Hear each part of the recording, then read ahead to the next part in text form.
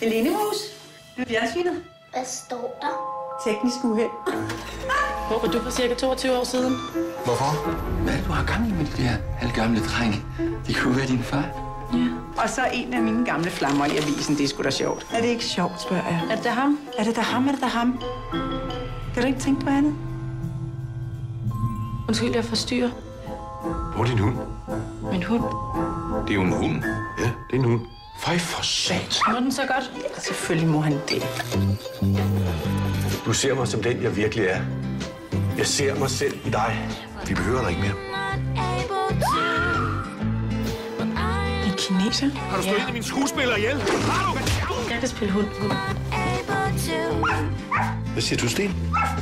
Har du så dit eget værelse? Ja, selvfølgelig. Må jeg se det? Skaff mig en brand. Brand eller død? Hvad er bedst? Død og koldt. Er du så hendes filajs? Nej.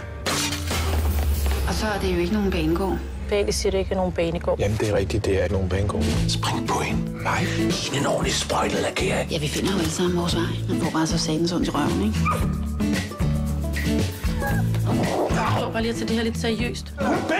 Flygt så lige at gå ned ad scenen, skat. Jeg skal sådan en primadonna have lov til at ødelægge alt det, vi har bygget op igennem de sidste 30 år.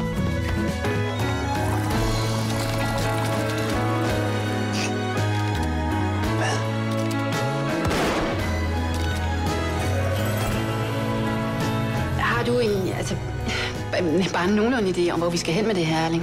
Jeg havde tænkt noget med en jagtriffel gemt under sofaen. Så kan jeg godt lide snevejr.